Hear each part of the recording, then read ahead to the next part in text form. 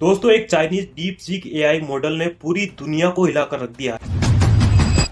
American tech companies और US stock market को एक ऐसा बड़ा झटका लगा जो उन्होंने अपने सपने में भी नहीं सोचा हो। The release of DeepSeek AI from a Chinese company should be a wake-up call.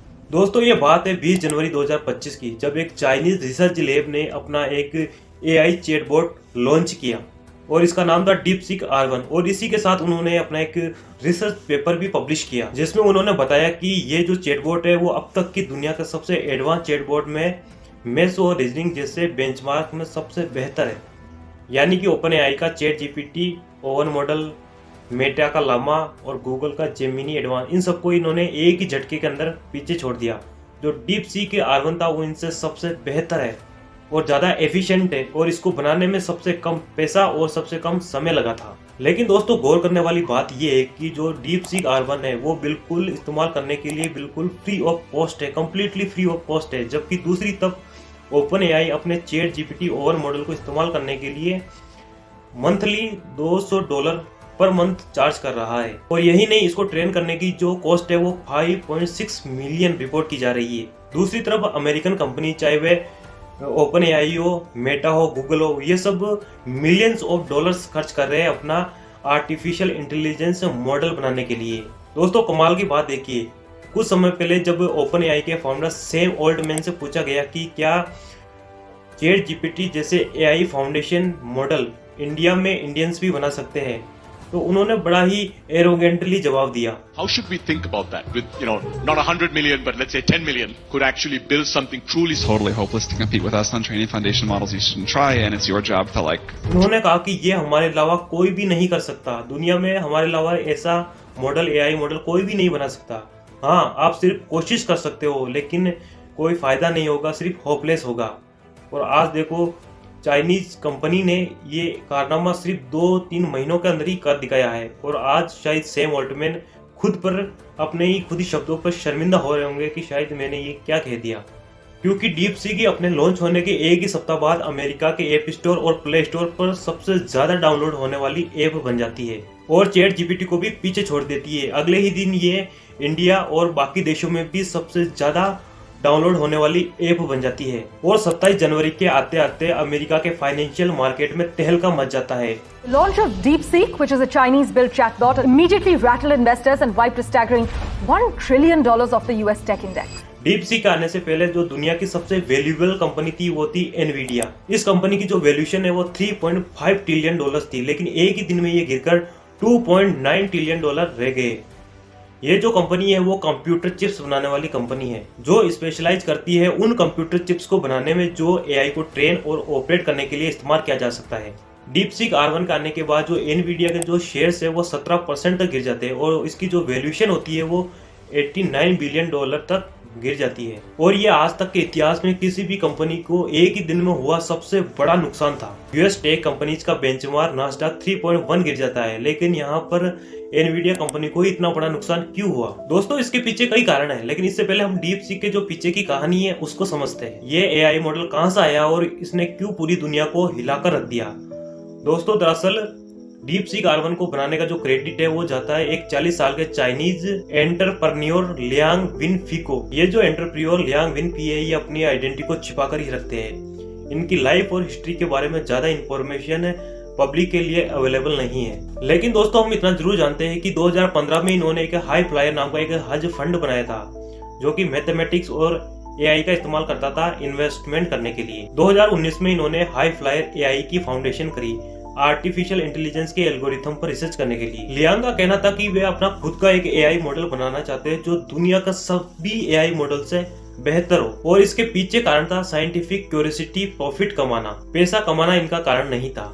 इन्होंने अपने एआई मॉडल को बनाने के लिए जब अपनी एक रिसर्च टीम इकट्ठी करनी शुरू की तो इन्होंने अपनी टीम में किसी भी इंजीनियर को हायर नहीं किया। इंजीनियर्स की बजाय इन्होंने चीन की टॉप यूनिवर्सिटी के जो पीएचडी के स्टूडेंट थे उनको हायर किया अपने एआई मॉडल की ट्रेनिंग के लिए और इसमें इन्होंने दुनिया का सबसे मुश्किल सवालों का इस्तेमाल किया और सिर्फ 2 सालों के अंदर इन्होंने कुछ मिलियंस ऑफ डॉलर्स खर्च करके इन्होंने लॉन्च किया DeepSeek R1 AI model. It's super impressive. I think we should take the development out of China very, very seriously. DeepSeek just taught us that the answer is less than people thought. You don't need as much cash as we once और thought. इस DeepSeek R1 को बनाने में 200 लोग involve थे, जिसमें से 95% लोगों की उम्र 30 से कम थी।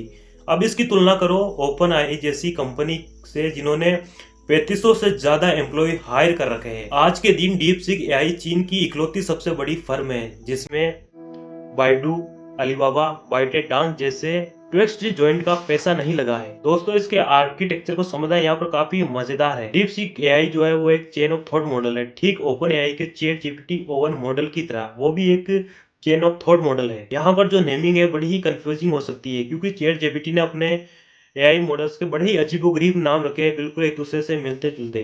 दोस्तों, आपकी नॉलेज के लिए बता दूं कि ChatGPT में सबसे पहले GPT-3 लॉन्च किया गया था, जो कि नवंबर 2023 में किया गया था।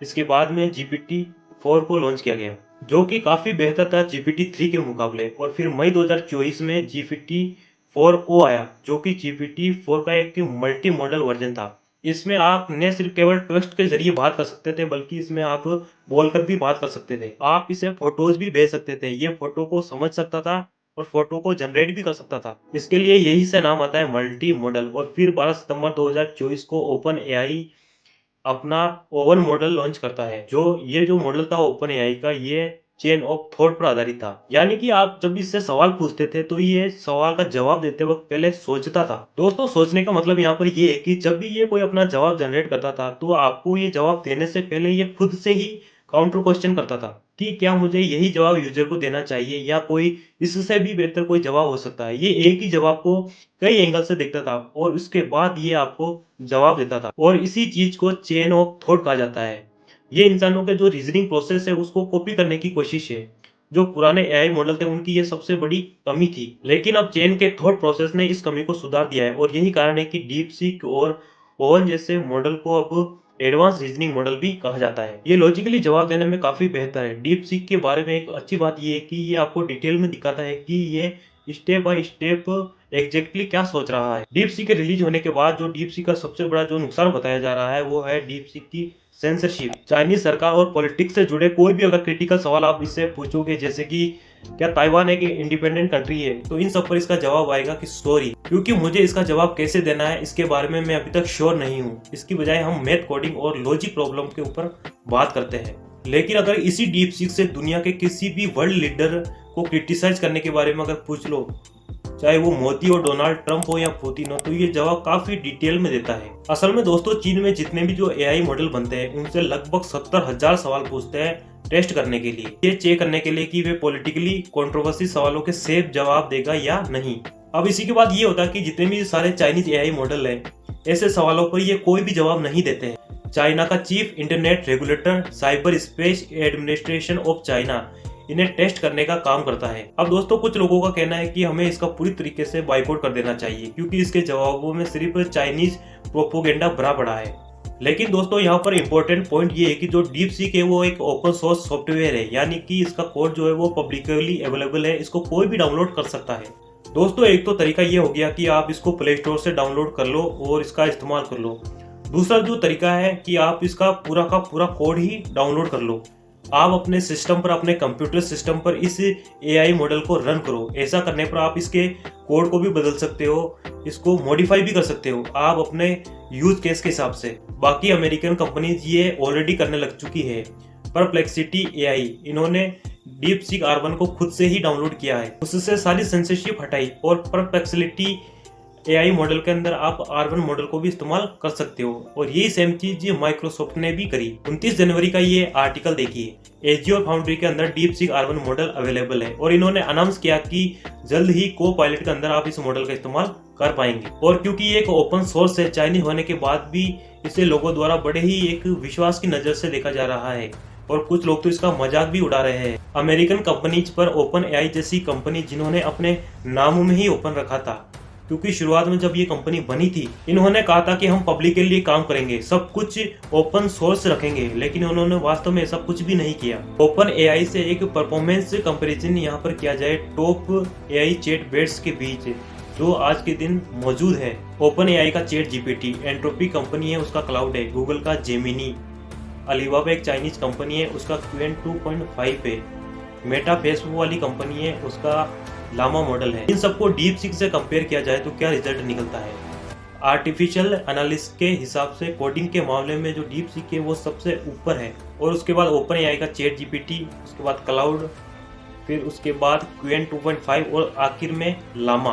क्वांटिटेटिव रीजनिंग में सबसे ऊपर deep seek R1, chat GPT और उसके बाद क्यूएन 2.5। साइंटिफिक रीजनिंग और नॉलेज में सबसे ऊपर चैट जीपीटी और फिर डीप सीक, बाद में क्लाउड और आखिर में लामा। पीसी मैग ने जब एआई चैटबॉट्स का टेस्ट किया तो इन्होंने पाया कि न्यूज नॉलेज के मामले में सबसे ऊपर डीप सीक सबसे ऊपर है और बेहतर है। कैलकुलेशन करने में चैट जीपीटी और डीप सीक बराबर है। पोएम लिखने में चैट जीपीटी अच्छा है, टेबल बनाने में चैट जीपीटी अच्छा है, लेकिन रिडल सॉल्व करने में डीप सीक सबसे बेहतर है। आर्टिफिशियल एनालिस्ट की वेबसाइट ने क्वालिटी के मामले में ओपन चैट जीपीटी को 90 की रेटिंग दी है और डीप सीक R1 को 89 की रेटिंग दी है। यहाँ पर डीप सीक का जो एक डिसएडवांटेज है वो है इसका रिस्पॉन्स टाइम। यहाँ पर इस ग्राफ को देखो, ये लेटेंसी का ग्राफ है, कितने सेकंड लगे सवाल पूछने के बाद जवाब आने में। ओवन 31.15 सेकंड लेता है जवाब देने में, जबकि डीप सीक 71.22 सेकंड लेता है। और ये रिस्पॉन्स टाइम और भी ज़्यादा बढ़ता जा रहा है रिसेंट डेज में, क्योंकि ये जो डीप सीक है पूरी दुनिया में इतना पॉपुलर हो चुका है कि हर कोई इसको डाउनलोड करके इस्तेमाल करना चाह रहा है। इसकी वजह से इनके सर्वर्स में प्रॉब्लम आ रही है और ये बिजी चलते हैं। इसकी वजह से ये और भी समय लेने लग जाता है अपने जवाब देने में, तो ये और एक इसका बहुत ही बड़ा डिसएडवांटेज है।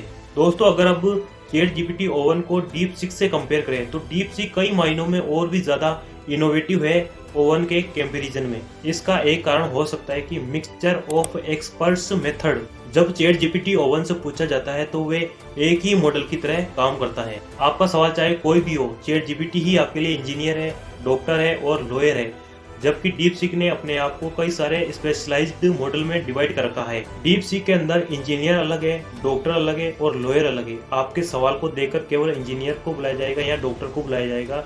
इससे क्या हो रहा है?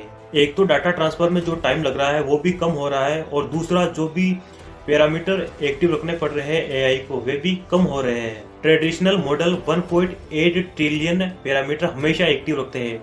डीप सीक के पास अपने 671 बिलियन पैरामीटर है, लेकिन एक समय पर सिर्फ 37 बिलियन पैरामीटर ही एक्टिव रहते हैं। बाकी जो पैरामीटर है वो सिर्फ जरूरत पड़ने पर ही एक्टिव होते हैं। इससे इसकी जो एफिशिएंसी है वो और भी बढ़ रही है और इसकी जो कॉस्ट है वो भी कम होती जा रही है। अब यहाँ पर एक और पॉइंट ऑफ क्रिटिसिज्म जो कि डीप सीक के खिलाफ किया जा रहा है वह यह है कि इन्होंने अपना सारा का सारा जो मॉडल है, एआई मॉडल है, वो चैट जीपीटी से चुराया है।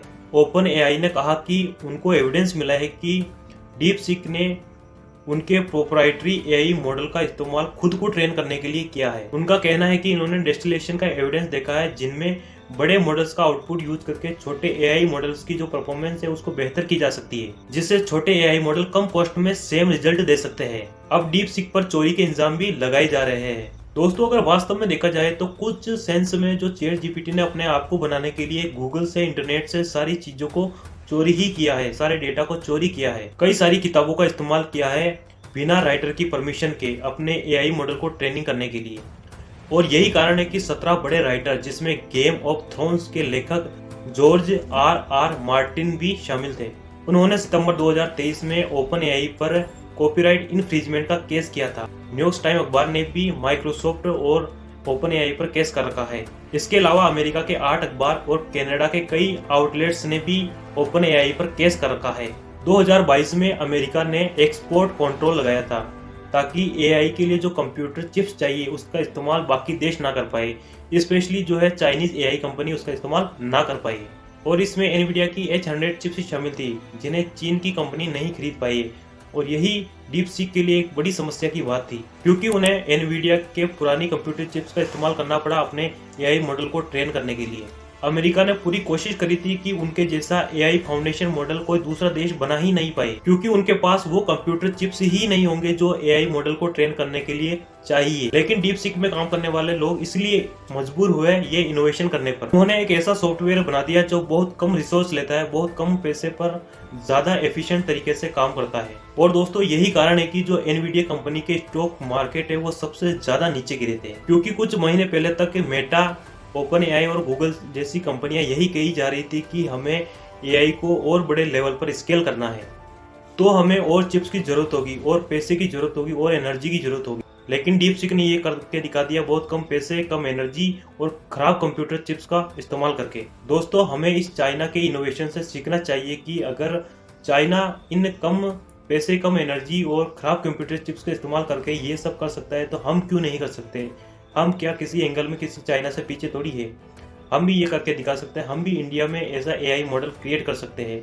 हमें इसको एक मोटिवेशनल तौर पर लेना चाहिए। हम इंडियंस में भी ये काबिलियत है ऐसे इनोवेशन करने की, बस हमें अपनी एनर्जी और अपना फोकस सही जगह पर लगाने की ज़रूरत है। दोस्तों, अगर आप इस एआई स्किल को सीखने के लिए अगर आपने अभी भी कोई शुरुआत नहीं करी है, तो कोई भी टेंशन लेने की बात नहीं। आप अभी भी इस एआई स्किल को शुरू कर सकते हैं इसको सीखने के लिए, क्योंकि जो इंसान इस एआई स्किल्स में परफेक्ट नहीं होगा, जो इसको सीखेगा नहीं, वो समय के साथ पिछड़ता जाएगा, क्योंकि आने वाला जो समय है वो एआई का होने वाला है, और जो इंसान इस एआई के साथ आगे बढ़ेगा वही आगे सरवाइव कर पाएगा। इसलिए दोस्तों, इस एआई को स्किल को सीखना बेहद ज़रूरी है, क्योंकि समय के साथ बदल रहा है, हमें भी समय के साथ बदलना पड़ेगा। क्योंकि दोस्तों, ये कल्पना करना बहुत मुश्किल है कि आने वाले समय पर कितना बड़ा प्रभाव पड़ने वाला है इस चीज़ का पूरी दुनिया पर। इसलिए दोस्तों, समय है, समय रहते ही आप इस चीज़ पर, इस एआई स्किल को सीख जाए। इसलिए दोस्तों, समय है कि इस टेक्नोलॉजी का आप समय रहते ही उपयोग कर ले और इसको सीख जाए, नहीं तो आप पीछे छूट जाएंगे। दोस्तों, आज के लिए बस इतना ही। अगर आपको ये वीडियो इन्फॉर्मेटिव लगी हो तो हमारे चैनल को ज़रूर सब्सक्राइब कर देना, क्योंकि ऐसी इन्फॉर्मेटिव वीडियो हम आपके लिए लाते रहते हैं। तो दोस्तों, आज के लिए बस इतना ही। मिलते हैं नेक्स्ट वीडियो में।